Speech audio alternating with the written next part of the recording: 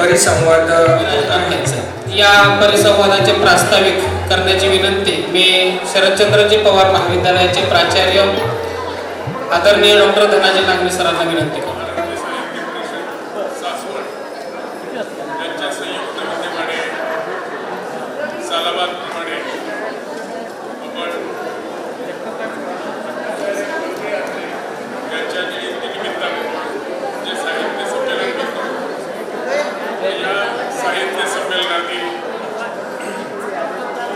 दुसरे सत्र परिसंवाद हा परिसंवादाचा जो भाग आहे तो नेहमीच साहित्य संमेलनाच्या वतीनं शरदचंद्रजी पवार महाविद्यालय जेजुरी यांच्याकडे ही जबाबदारी दिलेली असते आणि महाविद्यालय ही जबाबदारी अतिशय आनंदाने पार पडत असते. या परिसंवादासाठी उपस्थित असलेले प्रमुख पाहुणे डॉक्टर केशव देशमुख आणि आमच्याच महाविद्यालयाचा माजी विद्यार्थी डॉक्टर अतुल चौरे, डॉक्टर अमोघ सिद्ध चेमके यांचं मी प्रथमतः स्वागत करतो. साहित्य संमेलन 29वे आहे. अनेक विषयावर परिसंवाद आयोजित केलेले होते. अतिशय महत्त्वाचा विषय साहित्यातील लोकजीवन हा आपण आजच्या परिसंवादासाठी निवडलेला विषय आहे. साहित्यातील लोकजीवन म्हणजे सामान्य लोकांचं जगणं कसं असतं, त्यांच्या परंपरा कशा असतात, त्यांच्या रूढी कशा असतात, त्यांच्या भाषा रीतिरिवाज यांचे साहित्यात केलेले वास्तववादी चित्रण म्हणजेच साहित्यातील लोकजीवन असतं. आपण बऱ्याच वेळा म्हणतो की साहित्य हा समाजाचा आरसा असतो, म्हणजे साहित्यामुळे समाज घडतो आणि समाजाचं वास्तववादी प्रतिबिंब हे साहित्यात उमटलेलं असतं. यांची जी नेमकी घुसळण आहे, साहित्याने समाज कसा घडतो आणि समाजावर आधारित साहित्य कसं असतं, या सर्वांचा उहापोह या आजच्या परिसंवादात व्हावा अशी मी अपेक्षा व्यक्त करतो आणि या परिसंवादासाठी शुभेच्छा देतो. जय हिंद, जय महाराष्ट्र. मनपूर्वक धन्यवाद सर. या परिसंवादाचे अध्यक्ष प्राध्यापक डॉक्टर केशव सखाराम देशमुख यांचा थोडक्यात परिचय करून देतो आणि आपण नंतर सत्काराकडे वळूया.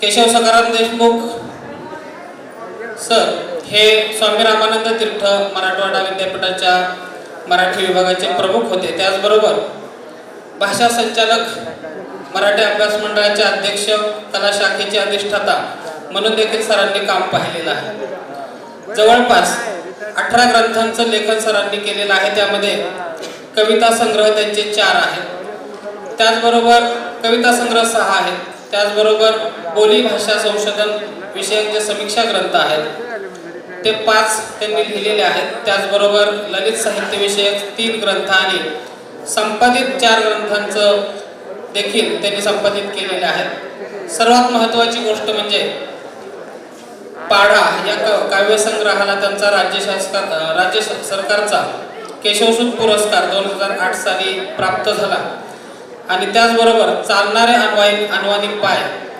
काव्यसंग्रहास राज्य सरकारचा बालकवी पुरस्कार देखील प्राप्त झालेला आहे. त्याचबरोबर जवळपास 21 पुरस्कार सरांना मिळालेले आहेत.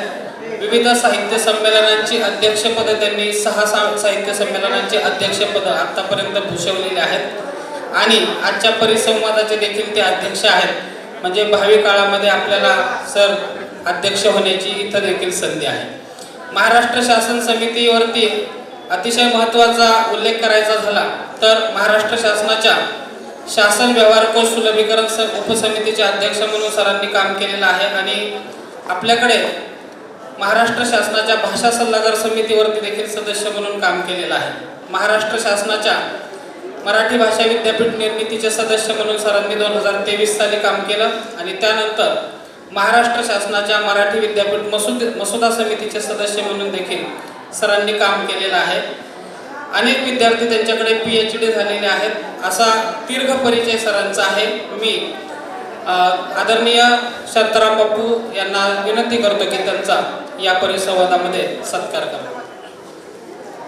सत्कार होत असतानाच आपण पुढच्या याच परिसंवादातील जे दुसरे वक्ते आहेत, आपल्या शरदचंद्रजी पवार महाविद्यालय जेजुरीचे माजी विद्यार्थी doctor Atul Narayan Chaure, MA MPhil PhD net Marathi, तुरुंग अधिकारी म्हणून त्यांनी 2012 साली काम केलं, परंतु नेट परीक्षा पास असल्यामुळे नंतर त्यांनी सहाय्यक प्राध्यापक म्हणून देखील काम पाहिलेलं आहे.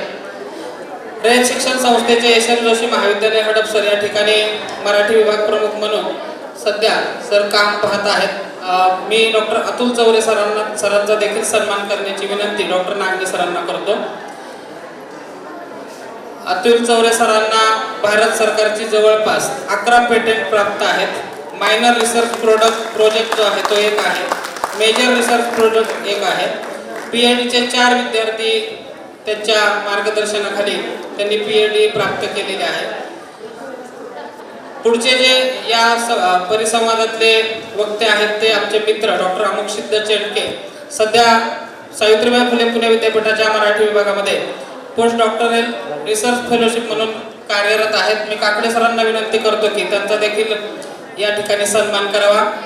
याचबरोबर अमोक्षित चेंडके यांनी मध्ययुगीन कालखंडातील वारकरी आणि सुफी संप्रदाय तौलनिक अभ्यास या विषयावरती PhD केलेले आहे. अनेक ग्रंथांचं लेखन केलेलं आहे. सध्या साप्ताहिक गावगाथाचे सहसंपादक म्हणून ते कार्यरत आहेत. सुरुवातीला मी अमोक्षित चेंडके सरांना विनंती करतो की त्यांनी लोकसाहित्यातील लोकजीवन या परिसंवादामध्ये लोकगीत या प्रकाराच्या संबंधाने ते आपल्याला संबोधित करणार आहेत. संत ज्ञानेश्वरांनी म्हणून ठेवलेलं आहे की साचा आणि मवाळ मितले परी रसाळ शब्द जैसे कल्लोळ अमृताचे. त्यामुळे ह्या परिसंवादामध्ये कमी चांगलं आणि लोकांना समजेल असं, कारण पुरंदर तालुक्याला साहित्याची जशी परंपरा आहे तशीच लोकसाहित्याची देखील परंपरा आहे आणि तीच मांडण्याचा प्रयत्न या सत्रातून नेमकेपणाने होईल. अमोक्षित चेंडके. नमस्कार. कोणाचेही नावाचे उल्लेख मी टाळतो आहे, त्यासाठी क्षमस्व. कारण मुळातच 1 तासाचा अतिरिक्त ट्रेन आपली धावते आहे, त्यामुळं. आणि दुसरी गोष्ट, सकाळी जो उल्लेख झाला की शिक्षकसुद्धा वाचून भाषण करतात, मी त्याचं समर्थन करतो. कारण अवांतर बोलणंसुद्धा जास्त होतं मध्ये मध्ये, त्यामुळं मी माझं थोडक्यामध्ये वाचन करतो, पण ते वाचन नसेल, तो माझा विषय आहे आणि मी थोडक्यात तो मांडण्याचा प्रयत्न करतो. नमस्कार. यासाठी मला जी संधी दिली त्या सर्व संयोजकाचे मी सुरुवातीलाच आभार मानतो. मला जो विषय दिला आहे की लोकगीतातील लोकजीवन. लोकगीताकडे केवळ एक गाणं म्हणून पाहणं असं जर झालं तर त्याच्यावर एक अन्याय केल्यासारखं आहे किंवा ते एक मर्यादित विचार होईल. लोकगीत म्हणजे लोकजीवनाचा एक मौखिक असा दस्तऐवज आहे. ज्या माणसाने इतिहास लिहिला नाही त्याने इतिहास गायला. ज्या स्त्रीने आत्मचरित्र लिहिले नाही तिने जात्यावर ओवी रचली. ज्या शेतकऱ्याला आपल्या श्रमाची नोंद कुठल्याही ग्रंथात करता आली नाही त्यांनी पेरणीच्या वेळी गीतं गायली. आणि ज्या आईला आपल्या लेकराविषयीचे प्रेम व्यक्त करायला म्हणजे लिहिणं जमलं नाही तिने अंगाई गीत गायले. आणि ज्या समाजाला आपल्या सुखदुःखासाठी स्वतंत्र व्यासपीठ मिळालं नाही त्या समाजाने आपले जीवन हे लोकगीतांच्या माध्यमातून जतन आणि संवर्धन केले. म्हणून लोकगीत हे लोकांसाठी निर्माण केलेलं आणि पिढ्यानपिढ्या मौखिक परंपरेनं हे चालत आलेलं एक सांस्कृतिक स्मरण आहे किंवा एक सांस्कृतिक संचित आहे. राजकीय आणि आर्थिक इतिहास समजून घेण्यासाठी शिलालेख, ताम्रपट, दस्तऐवज आणि ग्रंथ यासारखी साधनं महत्त्वाची असतात. मात्र सांस्कृतिक इतिहास समजून घेण्यासाठी समाजाच्या भावना, आशा, आकांक्षा, रूढी, परंपरा, श्रद्धा आणि जीवन पद्धती लोकसाहित्याला समजून घेण्यासाठी हे आधार आहे. लोकगीतं ही लोकजीवनाची जिवंत अशी अभिव्यक्ती आहे. त्याच्यामध्ये लोकगीतामध्ये जिवंतपणा आहे. म्हणजे दळणं काढणं, शेतीची कामे, सण उत्सव, विवाह किंवा विविध आपले ज्या सांस्कृतिक विधी आहेत त्यामध्ये सहजपणे गायली जाणारी गीते ही लोकांच्या सुखदुःखांपासून, प्रेम असेल, वात्सल्य असेल, करुणा असेल, श्रद्धा असेल आणि एकूणच मानवी जीवन संघर्षापर्यंत भावनांना ही गीतं शब्द देतात. त्यांना शास्त्रीय संगीताचं बंधन नाहीये. स्थानिक बोली असतील, उच्चार असतील, लय असेल, इतक्या साध्या सोप्या शब्दांमध्ये किंवा लोकवाद्यांच्या साह्यानं ह्या लोकगीतांची घडण होते. एका पिढीकडून दुसऱ्या पिढीकडे मौखिक परंपरेनं हे प्रवाहित होत राहिल्यामुळे लोकगीतांमध्ये सामूहिक स्मृती आणि लोकमानसाचं उत्तम असं दर्शन घडतं. म्हणूनच लोकगीतं ही मनोरंजनाची केवळ साधनं नाही आहेत, तर लोकसंस्कृती, लोकस्वभाव आणि लोकजीवन समजून घेण्यासाठीची ही महत्त्वाची साधनं आहे. सांस्कृतिक वारशाचे व्यापक संकलन आणि जतन करण्यासाठी लोकगीतांकडे म्हणजे संवेदनशील दृष्टीने आणि जतनाच्या दृष्टीने पाहणं गरजेचं आहे. लोकगीत म्हणजे नेमकं काय? मराठी विश्वकोशातील नोंदीनुसार लोकगीत म्हणजे मौखिक परंपरेने चालत आलेले गीतरूप, ती समूह म्हण आणि समूह प्रतिभेची निर्मिती आहे. लोकबोलीत त्यांची उत्स्फूर्त निर्मिती होते. म्हणजे उत्स्फूर्त निर्मिती म्हणजे सहजपणे होती, ती सहज, त्याला कुठले शास्त्र नाही. म्हणजे दळण जेव्हा जात्याचं धरलं की ऑटोमॅटिक ओव्या बाहेर पडतात. एरवी म्हणायला लावलं तर ती येत नाही. ती इतकी उत्स्फूर्तता लोकगीतामध्ये आहे. त्याच्या चाली ह्या पारंपरिक असतात आणि महत्त्वाचं म्हणजे लोकगीतांची निर्मिती ही धर्मविधी, श्रम, सण, उत्सव, सामाजिक प्रसंग, व्यवसाय असेल, निसर्ग आणि दैनंदिन जीवनातील ज्या सगळ्या श्रमाची गोष्टी आहेत, श्रम आहेत, त्या सगळ्यांशी जोडलेली आहे. लोकगीतावर एखाद्या व्यक्तीची नाममुद्रा नसते. म्हणजे ह्याने हे लिहिलं असं आपण म्हणू शकत नाही. एखाद्या व्यक्तीने एखादी ओळ म्हटली असेल, पण पुढच्या पिढ्यांनी ती स्वीकारली, बदलली आणि आपल्या अनुभवाशी जोडली आणि पुढे नेली की ते लोकगीत बनतं. त्यामुळे लोकगीत हे एका व्यक्तीचं नसून समूहाच्या सामूहिक सर्जनशीलतेचं ते प्रतीक आहे. लोकसाहित्याचा अभ्यास करणारे अनेक मान्यवर अभ्यासक आपल्याकडे होऊन गेले. अविका राजवाडे असतील, दुर्गा भागवत, राचिम ढेरे, प्रभाकर मांडे, सरोजिनी बाबत, तारा भवाळकर, ज्या साहित्य संमेलनाच्या अध्यक्ष होत्या दिल्ली येत्या, गंगाधर मोर्जे, अशा अनेकांनी लोकसाहित्याने लोकगीताकडे पाहण्याच्या आपापल्या भूमिका मांडल्या आहेत. पण या सगळ्या सैद्धांतिक चर्चेत मी अडकत नाही.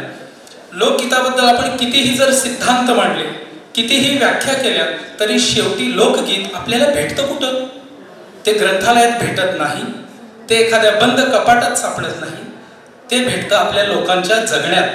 ते जात्यावर दळणाऱ्या स्त्रीच्या ओठावर, शेतात राबणाऱ्या शेतकऱ्याच्या आवाजात भेटते, लग्नाच्या मांडवात भेटते, भोंडल्याच्या फेरात भेटते, अंगाई गाणाऱ्या आईच्या कंठात भेटते, माहेरची आठवण काढणाऱ्या मुलीच्या विरहात भेटते आणि पावसाची वाट पाहणाऱ्या शेतकऱ्याच्या आशेतही लोकगीत भेटतं.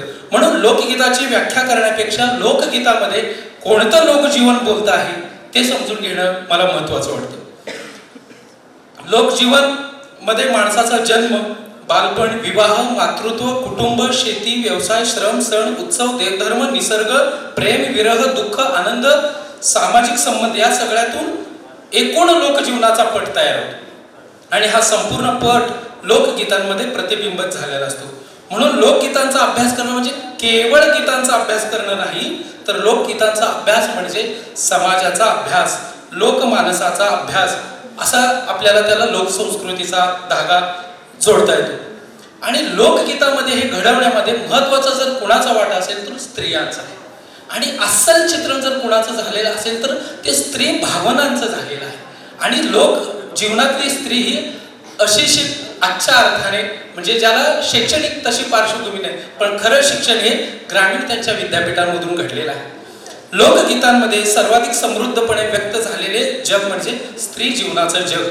विशेषतः ओव्या हा त्यांचा अत्यंत महत्त्वाचा प्रकार.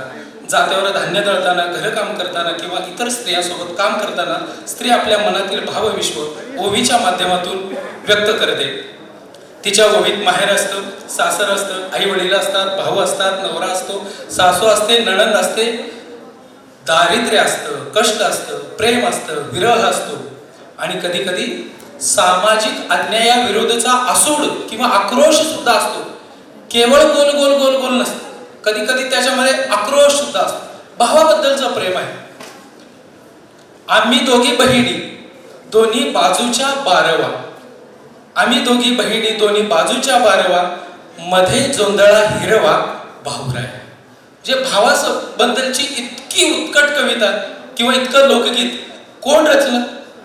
लोकांनी रचलं, म्हणून त्याला लोकगीत म्हणतात. ही अशी परंपरा आपल्याला सापडत जाते. किंवा एक दुसरं लोकगीत आहे, उपाशी गेले दादा. ह्याच्यामधले मी समजून सांगत नाही, फक्त मी ओळी वाचली की तुमच्या पुढे ते चित्र उभं राहील.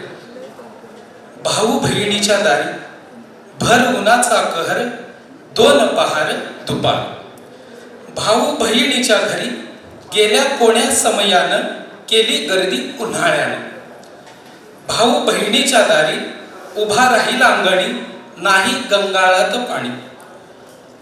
ताकताचं पाय सासुरवास एक कानी, झाले काळजाचे पाणी.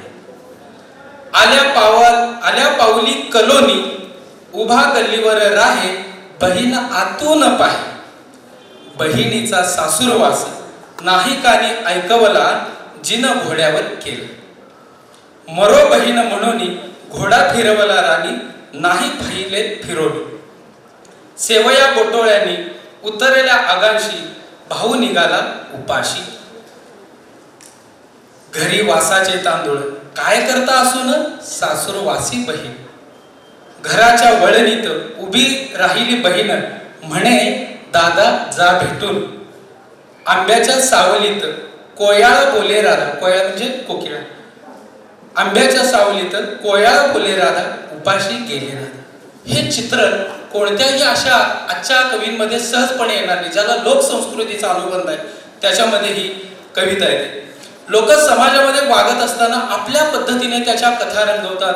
किंवा आपण जर चुकीचं वागायचं काय ठरवलं, उदाहरणार्थ मांसाहार करत होते, आमचा देव पण खातो म्हणून आम्ही खातो, अशा पद्धतीचे दाखले देतात. म्हणजे आपल्याकडे बहुभार्या पद्धत म्हणजे अनेक बहुपत्नीत्व अशी आपल्याकडे चाल म्हणा किंवा ती गोष्ट आपल्या समाजात आहे. तर त्याचा संबंध आपल्या देवाशी जोडून घेतात. ते कसं? देव मल्हारीनं बानू घातली खिशात, देव मल्हारीनं बानू घातली खिशात, दोन बायकांची चाल पडली दिशा.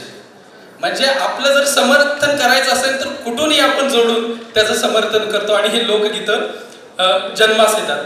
म्हणजे दोन बायकांच्या संसाराकडे पाहण्याची लोक माणसाची उपरोधिक दृष्टी लोकगीतातून तयार होते.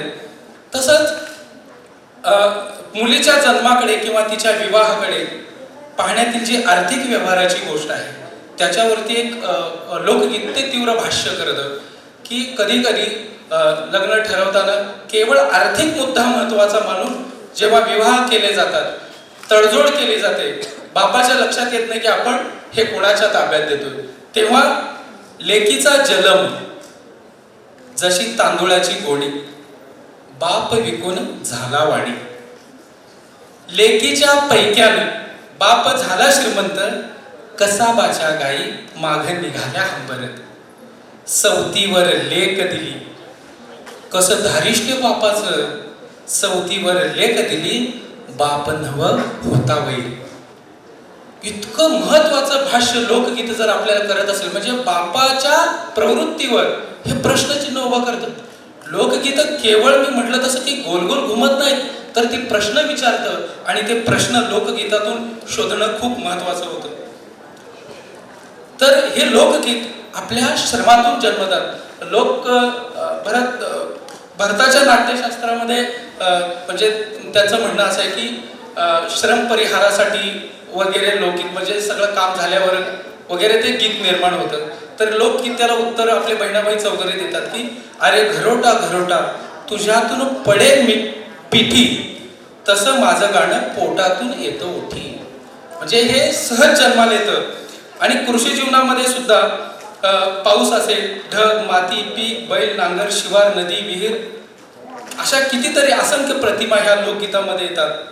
म्हणजे आता मी सांगितलं दोघी बहिणी दोन्ही बाजूच्या बारावा, मध्ये जोंधळा हिरवा, भाऊराय या ओवीतील जोंधळा किंवा आत्ता इथं तरुणी आहेत महाविद्यालयात जातात कुठल्या तरी टप्प्यावर मुलांचा थांबण्याचा एक स्टॉप असतो आणि त्याला रोड रोमिओ वगैरे म्हणतात आणि छेडखानी वगैरे करतात त्यासाठीच एक सुंदर त्याच्यामध्ये येऊन जातं की वाटणं जाय उगा पाडाला आला आंबा नाही तुझ्या हाताजवळ. म्हणजे कशा पद्धतीने हे प्रतीत होतं हे आपल्या लक्षात येतं. लोकगीताचा आणखी एक मोठा संदर्भ म्हणजे सण उत्सव धार्मिक विधी नागपंचमी ह्या सगळ्यांशी संबंधित लोकगीतं आहेत.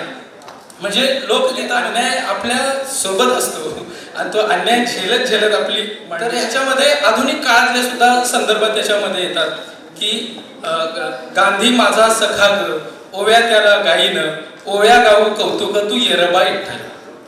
जवाहर माझा धीराचा वीर तो छातीचा काटा काढी सोजीराचा तू येरबा विठ्ठल. गांधी माझा सखा ग ओवी त्याला गाईन ओव्या गाऊ कौतुक तू येरबा विठ्ठला. जवाहर माझा धीराचा वीर तो छातीचा काटा काढी सोजीराचा तू येरबा विठ्ठला. म्हणजे अशा पद्धतीनं ह्या म्हणजे आधुनिक संदर्भ कसं लोकगीतात येतात ते आहे. पुढं लोकगीतामध्ये स्त्री अनुभव म्हणजे नवरा बायकोंमध्ये ज्या प्रकारचे संबंध आहेत म्हणजे कितीतरी बायका आत्महत्या करतात नवरे आत्महत्या करतात एकमेकांच्या त्रासाचं. तुम्हाला वाटेल मी एकच बाजू मांडतोय पण लोकगीतामध्ये काय ते बघा. भोळा भरतार भोळा म्हणू नये उषा खालचा नाग त्याच्या तोंडी इख हाय. भोळा भरतार म्हणू नये भोळा उस्ताचा होई साप केसाने कापे गळा. अशा पद्धतीने असते. किंवा दोन बायकांच्या पद्धतीने म्हणलं दोनही बायका केल्या लाड लाड नाही घरात काही खातील तुझी हाड. अशा पद्धतीचं कितीतरी अप्रतिम गीतं आपल्या लोकसाहित्यामध्ये येतात. किंवा महत्वाचा संदर्भ सांगून मी माझ्या थरारदाकडे येतो की रामायणामधल्या हे प्रसंगाचं भरपूर वर्णन आहे. म्हणजे सीतामाई कसं रामाच्या सोबत वनवासात कंठत होत्या जीवन. तर रामराया आला घाम सीताबाई घाली वारा पती संगीतित प्रेम वनवास कंठी सारा. म्हणजे आपलं जीवन अर्पण केलेलं आहे सीतेनं. पण सीतेवर अन्याय झालाय का नाही सांगा बरं. झालाय क्या बात. सीतेवर अन्याय झाला तर दोष कोणाला द्यायचा. तर आपल्या लोकगीतातल्या स्त्रियांनी दोष कोणाला दिला माहितीये का. रामाला दिला. कितकं मोठं धारिष्ट आहे काय म्हणते बघा. पण हे कसं आहे सगळं प्रेम भरल्या मनाचं. म्हणजे रामाविषयीची भक्ती नाही का असं नाही पण चुकाला चूक बरोबरला बरोबर. कसं ते राम म्हणू राम नाही सीताच्या तोलाचा हिरकणी सीतामाई राम हलक्या दिलाचा. म्हणजे रामाला हलक्या दिलाच म्हणलं का म्हणलं असं. रामाला वनवास एकदा घडला सीतामाईला पुन्हा घडलं. मग रामाने कुणाच्या सांगण्यावरून कुठं पाठवलं ह्या सगळा आपल्याला लोकसंस्कृतीत आलेल्या. अजून आपण कुठं वाचायला गेलो नाही पण हे आपल्याला सगळ्या संस्कृतीनं आपल्याला दिलं लोकगीतानं दिलं. तसं हा संदर्भ मला खूप महत्वाचा वाटतो. तर इतिहासाची जी अधिकृत साधनं आहेत राजे युद्ध तह राज्यकर्ते आणि राजकीय घटना यांची माहिती देतात. पण लोकगीत आपल्याला दुसरा इतिहास सांगते जनतेचा इतिहास सांगते. सामान्य माणसाचं दुःख काय होतं स्त्रीच्या मनात काय चाललंय शेतकऱ्याचं जीवन कसं आहे. इतकं जर चित्रण व्हायचं असेल त्यासाठी लोकगीत लोकपरंपरा ह्या अत्यंत महत्वाचे आहेत. अजून माझं बरंच होतं पण मी वेळेच्या ह्याच्यामुळं थांबतो. नमस्कार. मला संधी दिली त्याबद्दल थँक्यू. मला बरोबर धन्यवाद. एखाद्या सत्रामध्ये मनोरंजकता कशी निर्माण करायची ते कोणत्या साहेबांना माहिती. ते म्हटले की तू गावून म्हण आणि मग जे सरळ चालू होतं त्यात इंटरेस्ट निर्माण झाला. सुरेश भटांनी म्हणून ठेवलेलंच आहे की रंगुनी रंगात माझ्या रंग माझा वेगळा, गुंतुनी गुंत्यात सारा पाय माझा मोकळा, असं कोलते साहेबांचं व्यक्तिमत्व आहे. काल परवाची एक आनंदाची बातमी अशी समजली की आपल्याच परिसरातील कवी हनुमंत चांदगुडे यांचा 8 तास हा कविता संग्रह सावित्रीबाई फुले पुणे विद्यापीठाच्या MA अभ्यासक्रमामध्ये समाविष्ट करण्यात आलेला आहे. त्यांचा सत्कार मी मान्यवरांना करण्याची विनंती करतो. व्यासपीठावरील सर्वच मान्यवरांनी त्यांचा सत्कार करा. यानंतर लोकसाहित्यातील अतिशय महत्त्वाचा जो प्रकार आहे तो म्हणजे लोककथा, आणि यावरती भाष्य करण्याची विनंती मी प्राध्यापक डॉक्टर अतुल चौरे सरांना विनंती करतो की आपण वेळेमध्ये या विषयाच्या अनुषंगाने मार्गदर्शन करा. सन्माननीय व्यासपीठ, उपस्थित सर्व रसिक श्रोते हो, मित्र हो, 29वे आचार्य अत्रे मराठी साहित्य संमेलनाची ही सामाजिक, सांस्कृतिक आणि साहित्यिक परंपरा ज्यांनी खऱ्या अर्थाने सुरू ठेवली ते आचार्य अत्रे विकास प्रतिष्ठानचे अध्यक्ष, आपल्या सर्वांचे मार्गदर्शक विजयरावजी कोलते साहेब यांना मी सुरुवातीला मनपूर्वक धन्यवाद देतो की ही परंपरा त्यांनी सातत्यानं सुरू ठेवलेली आहे. आणि आजचं हे जे सत्र आहे, हा जो परिसंवाद लोकसाहित्याच्या अनुषंगाने त्यांनी ठेवलेला आहे, तुम्हाला फार महत्त्वाचा वाटतो. आज उपस्थित असणारे जे तरुण मित्र या ठिकाणी आहेत त्यांना मी सांगू इच्छितो की मला जी साहित्य क्षेत्रातली डॉक्टरेट पदवी मिळाली ती या सर्व लोकसाहित्याचं लेणं ज्यांनी मला बहाल केलं, म्हणजे पुरंदर, भोर, दौंड आणि बारामती या तालुक्यातील आया बहिणींनी, माय माऊलींनी मला त्यांच्याकडे असणारा हा लोकसाहित्याचा सांस्कृतिक वारसा दिला आणि त्या वारशाच्या आधारावरती मला ही साहित्य क्षेत्रातली लोकसाहित्याची पदवी मिळाली, डॉक्टरेट पदवी मिळाली. तर या सर्वांना सुरुवातीला मी मनपूर्वक धन्यवाद देतो. आमचे मित्र अमोक्षित चेंडके यांनी आत्ताच लोकगीताच्या अनुषंगाने आपल्या सगळ्यांशी चर्चा केली. मला सुद्धा जेव्हा मी PhDचं संशोधन करत होतो त्यावेळेस सर्व तालुक्यांमध्ये मी जेव्हा फिरलो त्यावेळेस मला लोककथा असतील, लोकगीता असतील, त्याचबरोबर म्हणी असतील, उखाणी असतील, असा सर्व लोकसाहित्याचा जो एक संचित आहे ते मला त्यांच्याकडून मिळालं. आणि त्याच्यातलाच एक घटक जो आहे लोककथेचा, तर त्या लोककथेच्या अनुषंगाने मी आपल्याशी संवाद साधणार आहे. आपण सर्वांनी कधी ना कधी लहानपणी आपल्या आजीकडून, आजोबांकडून, आईकडून, बहिणीकडून एखादी कथा ऐकलेली असेल आणि ही जी कथा आहे या कथेच्या माध्यमातून आपल्याला खऱ्या अर्थाने नैतिक जीवन जगण्याचं जे बळ आहे, नैतिक मूल्य आपल्यामध्ये रुजवण्याचं काम या लोककथांनी केलेलं आपल्याला पाहायला मिळतं आहे. खरं तर लोककथा या वेगवेगळ्या प्रकारच्या असतात. ते अभ्यास ज्या वेळेस मी त्याचा करायला लागलो तेव्हा माझ्या लक्षात आलं. परंतु सुरुवातीला जेव्हा अशा लोककथा वेगवेगळ्या प्रकारच्या मी ऐकायचो तेव्हा मी फक्त त्याच्याकडे लोककथा म्हणूनच पाहायचो. म्हणजे लोककथेची ही जी परंपरा आहे, आज सुद्धा अनेक मुलं जी कार्टून नेटवर्क पाहतात त्याच्यामध्ये डोरेमॉन असेल, छोटा भीम असेल, जो कधी मोठा झालाच नाही पण छोटा राहून त्याने अनेक पालकांना चांगलं मनोरंजन तर त्यांचं केलंच, पण नैतिक मूल्य शिकवण्याचं काम देखील त्याने केलेलं आपल्याला पाहायला मिळतं आहे. तर अशा वेगवेगळ्या ज्या लोककथा आहेत त्याच्यामध्ये नीतिकथा आपल्याला पाहायला मिळतात, दैवत कथा पाहायला मिळतात, परीकथा पाहायला मिळतात, वीर कथा असतील, हास्य कथा असतील, व्रतवैकल्याच्या सुद्धा वेगवेगळ्या ज्या कथा आहेत त्या सुद्धा आपल्याला पाहायला मिळतात. तर लोककथांची ही जी भारतीय परंपरा आहे त्या परंपरेचा थोडासा जर आपण आढावा घेतला तरी सुद्धा आपल्या असं लक्षात येतं की या सर्व कथा म्हणजे देवदेवतांच्या ज्या कथा सातत्याने आपल्याला सांगितल्या जातात.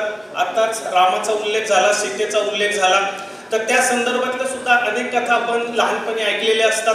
त्याचबरोबरीने हनुमानाच्या संदर्भातली कथा असतील, कर्णाच्या संदर्भातली कथा असेल, भीमाच्या संदर्भातली कथा असेल, तर श्रीकृष्ण असेल, अर्जुन असेल, अशा पौराणिक कालखंडामधले जे वीर पुरुष आहेत अशा वीर पुरुषांच्या कथा आपण सर्वांनी सातत्यानं ऐकलेल्या, सुरुवातीच्या काळात ऐकलेल्या होत्या. खरं तर वेगवेगळे धर्म आपल्याकडे आहेत आणि प्रत्येक धर्मातील लोकांनी आपल्या धर्माचा प्रचार प्रसार करण्याच्या निमित्ताने या लोककथांचा वापर केलेला आपल्याला पाहायला मिळतो. बौद्ध धर्माच्या प्रचारासाठी जातक कथांचा वापर केला गेला आणि खरं तर बुद्धाच्या पूर्वजन्मीच्या ज्या कथा होत्या त्या संपूर्ण भारतभर त्याच्या अनुयायांनी त्या संपूर्ण भारतामध्ये तर त्या पोहोचवल्यात, परंतु जगभर ते अनुयायी गेलेले आहेत. आणि जातक कथा ज्याला आपण म्हणतो, तर त्या जातक कथा त्याच्यामध्ये काही अद्भुत कथा होत्या, त्याच्यामध्ये काही नीतिविषयक कथा होत्या आणि काही विनोदाच्या अनुषंगाने सांगितलेल्या काही कथा आपल्याला पाहायला मिळतात. बौद्ध धर्माने जसं ज्या पद्धतीनं धर्माचा प्रचार प्रसार करण्याचं काम केलं, त्याच पद्धतीनं जैन धर्माने सुद्धा त्यांच्या धर्माचा प्रचार प्रसार करण्याच्या निमित्ताने या कथांचा वापर केलेला आपल्याला पाहायला मिळतो. आणि त्यांनी जैन चूर्णी नावाचा एक कथासंग्रह जो आहे, की त्या कथासंग्रहाच्या माध्यमातून वेगवेगळ्या आशिया खंडातील आणि युरोपच्या काही राष्ट्रांमध्ये या कथा पोहोचवलेल्या आपल्याला पाहायला मिळतात. शालिवाहन काळामध्ये सुद्धा बृहत कथामंजरी हा ग्रंथ जो आहे तो पैशाची भाषेमध्ये तो लिहिला, कारण सर्वसामान्य माणसाची भाषा ही पैशाची स्वरूपाची होती आणि सर्वसामान्य माणसाला देखील या कथा कळाव्यात अशा उद्देशाने या संपूर्ण कथा सुरुवातीच्या काळामध्ये सांगितल्या गेल्या. आपल्या सगळ्यांना माहिती आहे की वेताळ पंचविशी नावाचा जो ग्रंथ आहे, या ग्रंथामध्ये राजा विक्रमादित्य आणि वेताळ यांच्या प्रश्नोत्तराच्या कथा येताना दिसतात. आता मध्यंतराच्या काही कालखंडामध्ये जेव्हा ब्लॅक अँड व्हाईट टीव्ही आपल्याकडे होता, तेव्हा वेताळ पंचविशी नावाची एक मालिकाच लागायची आणि मग त्याच्यामध्ये अशा वेगवेगळ्या प्रकारच्या ज्या कथा आहेत त्या कथा आलेल्या आपल्याला दिसतात. विक्रम राजा जो आहे त्याच्या राज्यामध्ये सुखाने, समाधानाने आणि आनंदाने राहत होता. एक मांत्रिक त्या राज्यामध्ये आला आणि त्यांनी सांगितलं की पलीकडचं जे जंगल आहे त्या जंगलामध्ये एक स्मशानभूमी आहे आणि त्या स्मशानभूमीच्या बाजूलाच एक मोठं वडाचं झाड आहे, त्याच्यावर एक वेताळ लटकत आहे. तू जर त्या वेताळाला घेऊन आलास अमावस्येच्या रात्री, तर आपल्याला आपल्या राज्याचा आणखी मोठा विस्तार करता येईल, उद्धार करता येईल. अशा स्वरूपाचा एक संदेश त्याला दिल्याच्या नंतर विक्रम राजा त्या वेताळाला आणण्यासाठी त्या जंगलामध्ये जातो. वेताळाला आणण्यासाठी गेल्याच्या नंतर त्या अमावस्येची रात्र आहे, संपूर्ण काळोख आहे आणि अशा परिस्थितीमध्ये तो वेताळाला आपल्या पाठीवरती घेऊन आपल्या नगराच्या दिशेने येण्यासाठी ज्यावेळेस निघतो, त्यावेळेस वेताळ त्याला सांगतो की राजा, तू फार ज्ञानी आहेस, हुशार आहेस आणि मी तुला एक कथा सांगणार आहे, एक कहाणी सांगणार आहे. ती कहाणी संपल्याच्या नंतर मी तुला एक प्रश्न सुद्धा विचारणार आहे. जर तू त्या प्रश्नाचं उत्तर दिलं तर मी पुन्हा त्या झाडावरती जाऊन लटकत राहील आणि जर तू उत्तर दिलं नाहीस तर मी तुझ्यासोबत येणार नाही. तर उत्तर दिलं तर मी तुझ्यासोबत तिकडे येईल असं त्याने सांगितल्याच्या नंतर असा तो जो खेळ आहे, म्हणजे कथा सांगण्याचा आणि परत प्रश्न विचारण्याचा, तो सातत्यानं सुरू राहतो. पुन्हा पुन्हा तो कथा सांगतो, पुन्हा पुन्हा विक्रम राजा त्याच्या संदर्भातल्या कथेचं उत्तर देतो आणि तो पुन्हा निघून जातो. तर अशा पद्धतीचा हा जवळपास त्याच्यामध्ये 25 कथा त्या वेताळाने विक्रम राजाला सांगितल्या आणि त्याच्यातून खरं म्हणजे राज्यकर्त्याने कसं असावं याच्या संदर्भातलं ज्ञान त्याच्यामधून दिलेलं आहे.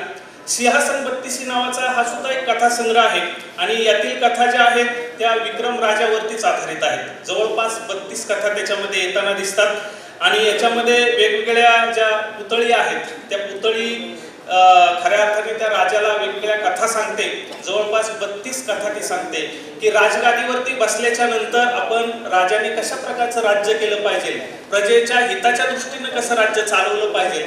तर अशा स्वरूपाचं ज्ञान देण्याचं काम देखील या सिंहासन बत्तीसीच्या माध्यमातून झालेलं दिसतं आहे. शुक 72 नावाचा जो ग्रंथ आहे तो अत्यंत रंजक आणि मनोवेधक अशा स्वरूपाच्या कथा त्याच्यामध्ये सांगितलेल्या आहेत. एका पोपटाने जवळपास 72 कथा त्याच्यामध्ये सांगितलेल्या आहेत आणि या संपूर्ण कथा नीतिबोधपर अशा स्वरूपाच्या आहेत. याच्यामध्ये असणारी जी नायिका आहे त्या नायिकेचा नवरा परगावी व्यापाराच्या निमित्ताने गेलेला असतो आणि तो येईपर्यंत तिचं आपलं घरामधलं संपूर्ण काम चाललेलं असतं. परंतु या कथामधली एक स्पेशल गोष्ट अशी आहे की याच्यातली माणसं जशी बोलतात तसे पोपट सुद्धा किंवा प्राणी सुद्धा ते माणसाशी संवाद करतात, माणसासारखेच ते बोलतात, माणसाला मार्गदर्शन करतात. जवळपास 32 रात्री त्या पोपटाने त्याच्यामधली जी नायिका आहे त्या नायिकेला सातत्यानं मार्गदर्शन केलं, वेगवेगळ्या कथा सांगितली. एक कथा संपत आली की तो असं म्हणायचा की आता खूप रात्र झालेली आहे आणि उरलेली कथा मी दुसऱ्या दिवशी सांगतो. म्हणजे तिचा नवरा परगावावरून येईपर्यंत तो तिला कथा सांगत राहतो. तर अशी शुक 72 नावाचा जो ग्रंथ आहे तो सुद्धा आपल्याला नैतिक मार्गदर्शन करणारा अशा स्वरूपाचा ग्रंथ आहे. हितोपदेश नावाचा पण एक ग्रंथ आहे, त्याच्यामध्ये सुद्धा वेगवेगळ्या प्राण्यांच्या वरती आधारित असणारा तो ग्रंथ आहे.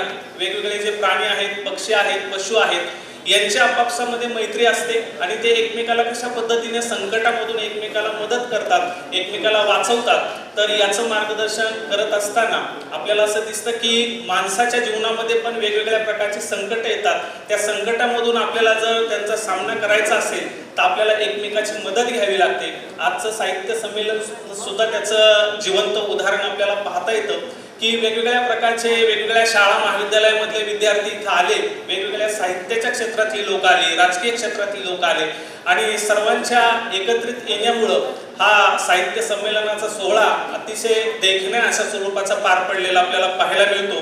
तर अशा स्वरूपाच्या ज्या कथा आहेत त्या कथांच्या माध्यमातून आपल्याला नैतिक ज्ञान देण्याचं काम झालेलं आपल्याला पाहायला मिळतं. मी आपला फार वेळ घेणार नाही. शेवटी जाता जाता एवढंच सांगतो की वेगवेगळ्या कथा आपल्याला नैतिक जीवन मूल्य जगण्याचं जे ज्ञान आहे ते या सर्वांनी दिलेलं आहे. संयोजकांनी मला या ठिकाणी बोलण्याची संधी दिली त्याबद्दल त्यांचं आपल्या सर्वांचं मी मनपूर्वक आभार या ठिकाणी व्यक्त करतो आणि थांबतो. जय हिंद, जय महाराष्ट्र. धन्यवाद.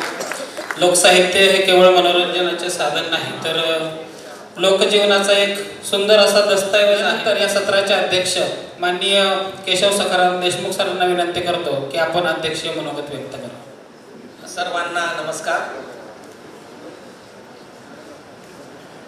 भूक आणि भाषण या दोन्हीमध्ये मी उभा आहे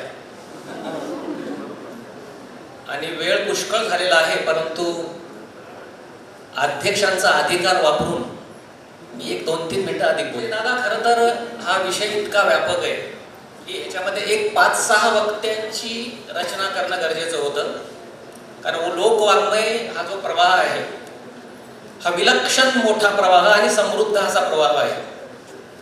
त्याच्यामुळं या सत्राची जी मांडणी आहे ती किमान 1.5-2 तासाची होणं अगत्याचं होतं, कारण लोकवाङ्मय हे जे क्षेत्र आहे या दोन्ही माझ्या वक्त्यांनी तुमच्या आणि माझ्या दबावाखाली फार 2-4-6-10 मिनिटांमध्ये मांडणी केली आहे आणि त्यांच्या मांडणीवर आपण अन्याय केलेला ही गोष्ट खरी आहे.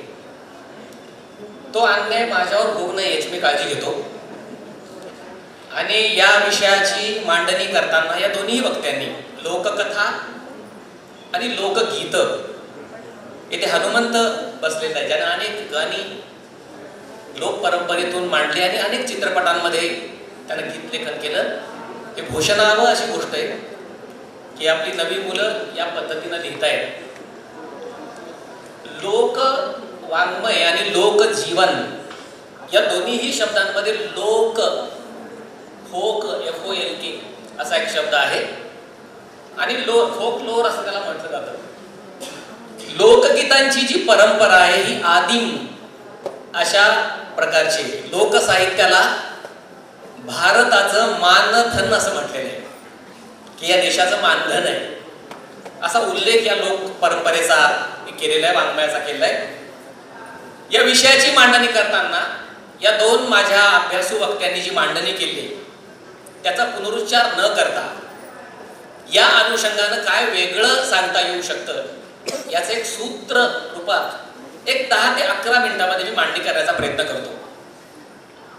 आपल्याला कल्पना आहे की जेव्हा आपण वाङ्मयाचा विचार करतो, आपण भाषेचा विचार करतो, तेव्हा या दोन्हीच्याही पलीकडं लोकवाङ्मय असतं हे लक्षात घ्या. आणि लोकवाङ्मय हे इतकं महत्वाचं क्षेत्र आहे की जिथे ज्ञानाचे फारसे दंडक अमान्य, जिथे शैक्षणिक अर्हता आपण अमान्य केले, म्हणजे पिढ्यानपिढ्या अनेक आपल्या आदी पुरुषांनी जी एक मांडणी केलेली आहे किंवा अपौरुषेय असं म्हणतो आपण त्याला, की त्याला कुणी लिहिलंय माहित नाहीये पण ते लिहिलं जातं. आणि सगळ्यात महत्वाची गोष्ट ही आहे लोकसाहित्याची की ती लोकजीवनातून आलेली आहे, ती अनुभवातून आलेली आहे, ती परंपरेच्या प्रवाहातून आलेली आहे. म्हणून लोकवाङ्मयाला एक सुंदर असा शब्द आहे लोकगंगा असं म्हटलेलं आहे. आणि ही लोकगंगा वाहती ठेवण्याचं काम विद्यापीठांनी केलेलं नाही हे लक्षात घ्या. ही लोकगंगा वाहती ठेवण्याचं काम कोणत्या ज्ञानपंडितांनी केलेलं नाही हे सुद्धा लक्षात घ्या. हे सामान्य खेड्यापाड्यातल्या आम जनतेनं, ज्याला कॉमन पीपल असं म्हणतो आपण, त्या लोकांनी हे वैभव जतन केलेलं आहे आणि तो त्यांच्या जगण्याचा आवाज आहे, हे लक्षात घ्या. जसं आपण पाणी पितो, जसं आपण श्वास घेतो, जसं आपण हवेचा उपभोग घेतो, तितकी लोकगाण्यांची किंवा लोकसाहित्याची समृद्ध परंपरा आहे. म्हणून या परंपरेमध्ये अत्यंत विद्वान माणसांनी मोठं काम केलं. डॉक्टर अमोघने त्याचा उल्लेख केला की ही परंपरा मराठीमध्ये कोणी पुढे नेली, त्याचाही विचार आपण संक्षिप्त स्वरूपात या ठिकाणी करणं मला अगत्याचं वाटतं. लोकवाङ्मयाचा विचार करताना आपण लोकसंस्कृती या नावाची संज्ञा आधी समजून घेतली पाहिजे. या सभागृहामध्ये मुलींची संख्या मोठी आहे, किती आनंदाची गोष्ट आहे की या सगळ्या मुलींना आणि विद्यार्थ्यांना हा वाङ्मयाचा अत्यंत मोठा समुद्र लोकांना नीटपणे समजून सांगणं अगत्याचं आहे. अलीकडे गेल्या 20-25 वर्षामध्ये विद्यापीठांमध्ये लोकवाङ्मय नावाची स्वतंत्र विद्याशाखा आता स्थापन झालेली आहे. आपल्याला कल्पना आहे, या देशामधलं पहिलं मराठी विद्यापीठ मोर्शी तालुक्यात अमरावती जिल्ह्यात रिद्धपूर नावाच्या गावात उभं झालेलं आहे. या विद्यापीठामध्ये सुद्धा लोकवाङ्मयाच्या काही स्वतंत्र पद्धतीने अभ्यास करण्याचा विचार हा सुरू झालेला आहे, हे लक्षात घ्या. एक महत्वाचं क्षेत्र जे आपण दुर्लक्षित ठेवलेलं आहे, म्हणी आणि वाक्प्रचार. छोट्या छोट्या वाक्यांमध्ये सगळा जगण्याचा सारांश एखाद्या पुस्तकात लेखकाला सांगता येणार नाही. पाटील सर, तो एखाद्या म्हणींमध्ये आपल्याला सांगता येतो. ही म्हणींची ताकद आणि ही म्हणींची देणगी कुणाची आहे, तर ती आम जनतेची आहे, ती लोकवाङ्मयाची आहे, ती लोक जीवनातून झिरपत झिरपत कालानुकाल ती टिकून आहे, हे आपण लक्षात घेतलं पाहिजे. एक 2-3 म्हणींचा उल्लेख, म्हणी किती सांगता येते, म्हणजे शिव्या इथं द्यायला नको आपण, पण शिवी नावाची गोष्ट किती महत्वाची आहे. शिवी म्हणजे शी म्हणजे शिक्षण, बी म्हणजे विचार. शिवी म्हणजे शिक्षण, विचार. एक शिवी दिली की माणसं कशी ताळ्यावर येतात, तेव्हा ह्या शिव्या ह्या ज्ञानपंडितांकडे नाहीत, तर त्या लोकांकडे, लोकजीवनात आहे. सहजपणे हाक मारताना सुद्धा खेड्यापाड्यामध्ये शिवी देऊन बोललं जातं आणि ती शिवी समोरच्याला इतकी गोड वाटते, इतकी प्रिय वाटते की त्याचा शिवीचा त्याच्यावर काहीही परिणाम होत नाही. तो अत्यंत खिलाडू पद्धतीनं, ही जी खिलाडूपणा आहे ना, हा फक्त लोकजीवनातच शिल्लक आहे. हा खिलाडूपणा फक्त लोकवाङ्मयातच शिल्लक आहे.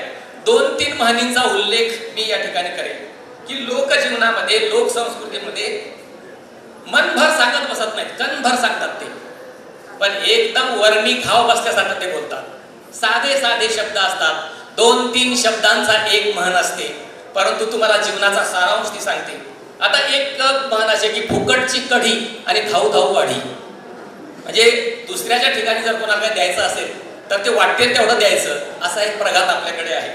किंवा भूक नको पण सिदोरी असो, भूक नसो पण सिदोरी असो, की आपल्याला भूक लागो ना लागो, पण आपल्याकडं आपली पालवात बांधलेली, कपड्यात बांधलेली भाकरी असेल तर आपण ती कुठेही सोडून खाऊ शकतो. इतकं सुंदर विधान.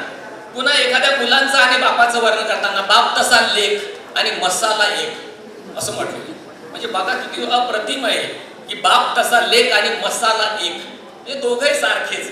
या प्रकारचं एक पिंडाबद्दलचं वर्तन किंवा स्वबद्धाचं दर्शन या म्हणींमधून आपल्याला पाहायला मिळतं.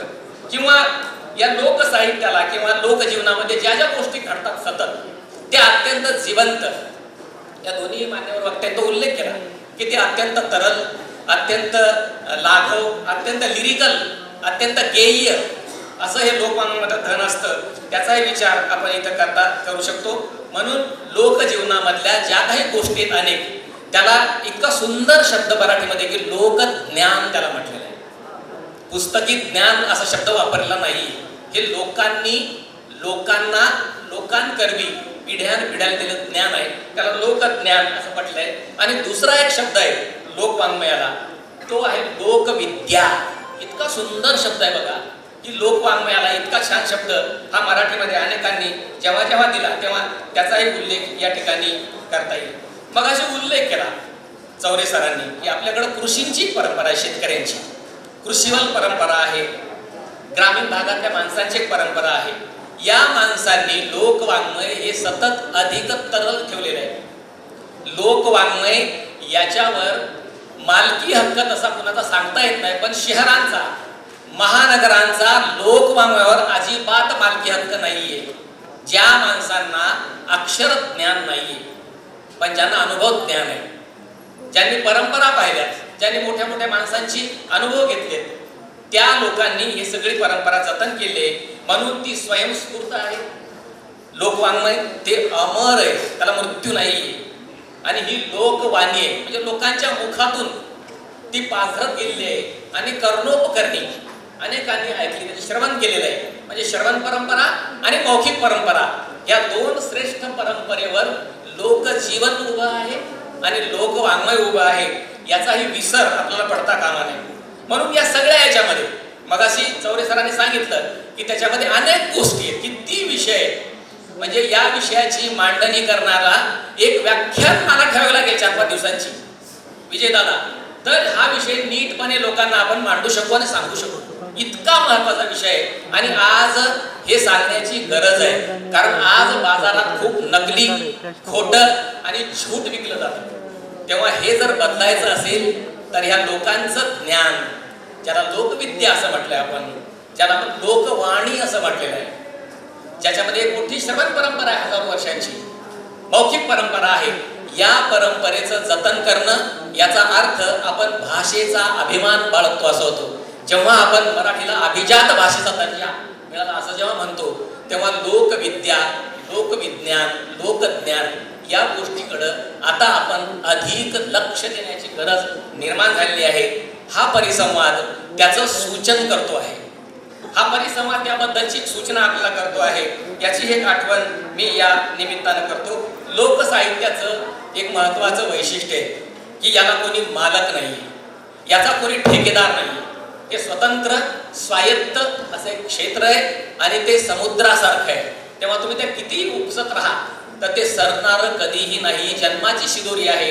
याचाही उल्लेख मी या ठिकाणी करेन. एक उल्लेख मुद्दाम करतो भारतीय स्तरावरचा, हिंदी मधला, छत्तीसगड मधला उल्लेख आहे. अलीकडे तिजनबाई नावाची एक बाई, अत्यंत कर्तबगार बाई, जिने पंडवानी नावाचं एक मोठं लोककथा विभाग समृद्ध केला आणि जगभर तिजनबाईंनी पंडवानी ही जी कथा आहे ही पोचवली.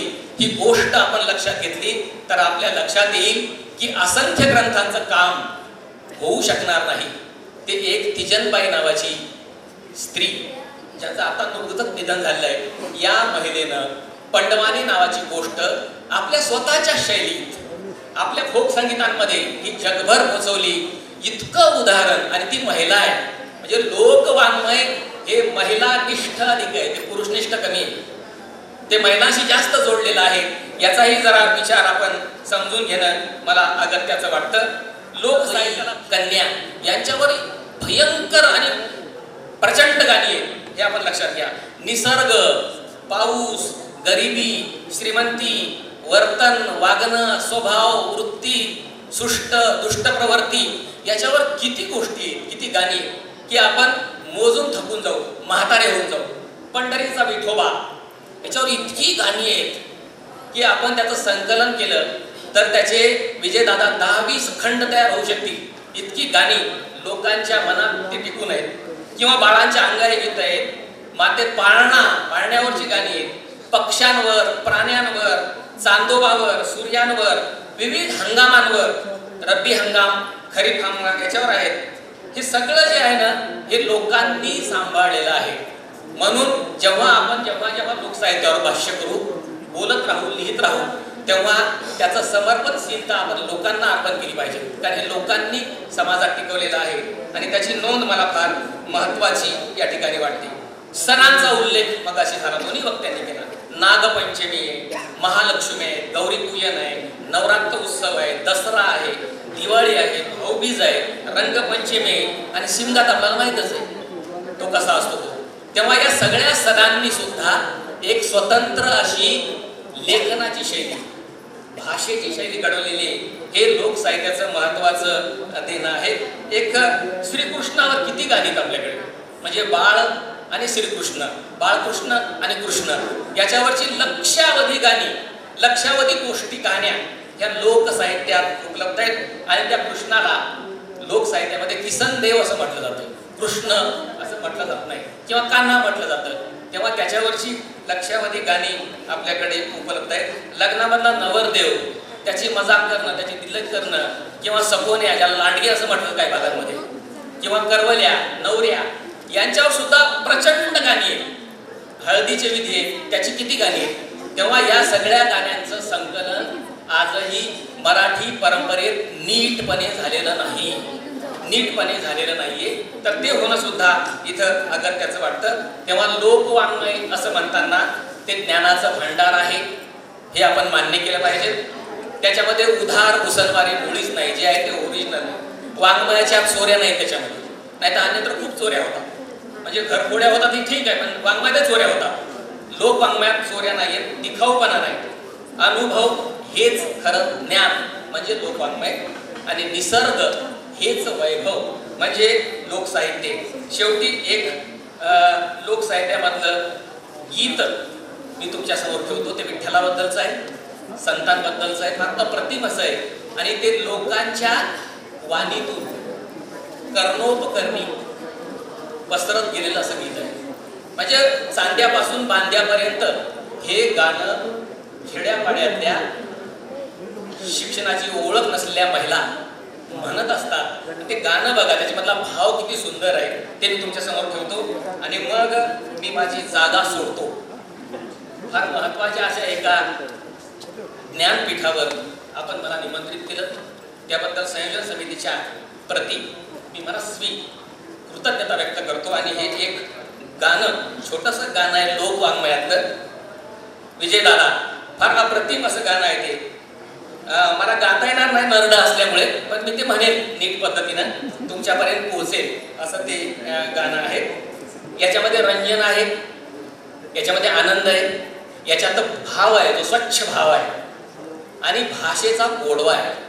लोकवाङ्मयाचं हे अविभाज्य लक्षण आहे की त्याच्यामध्ये जी मिठास आहे, त्याचा जो गोडवा आहे तो अप्रतिम, अवर्णनीय आणि सतत गुणगुणत राहावा असा तो राहतो.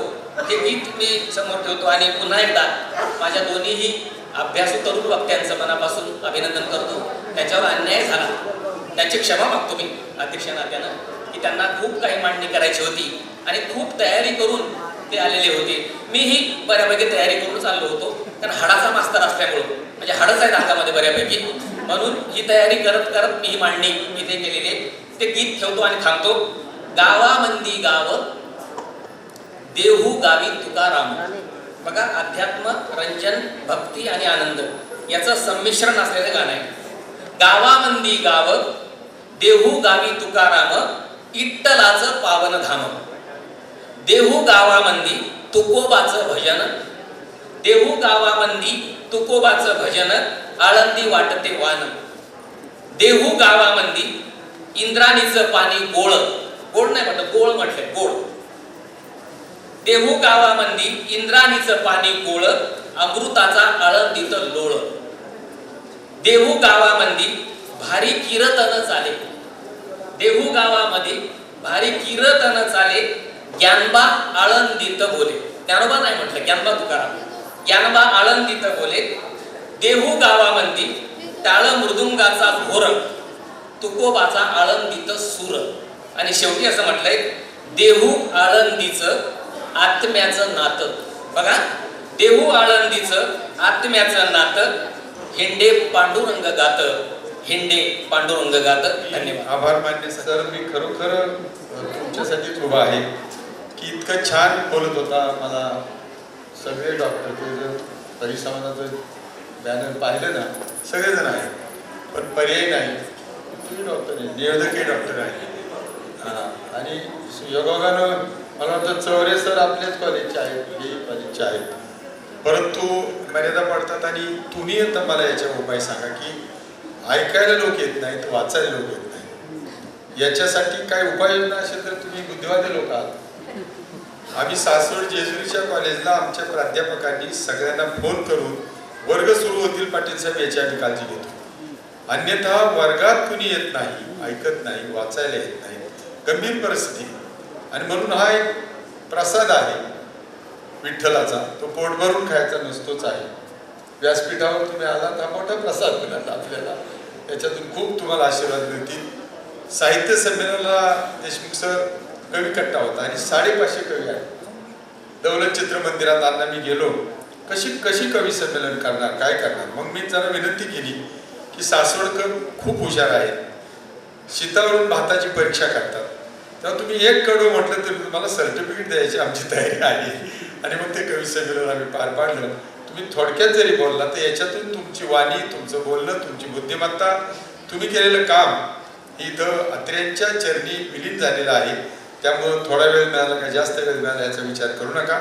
हा आशीर्वाद जन्मभर तुम्हाला उपयोगी पडेल, जो हनुमंत चांदोड्याला उपयोगी पडला. पुढे जाणून त्यांनी आवर्जून सांगितलं की छोटं व्यासपीठ निर्माण करून दिलं. ते यांच्या विद्यापीठाला कविता गेल्या, दोन्ही विद्यापीठाला गेल्या, शाळेला गेल्या, प्राथमिकला गेल्या.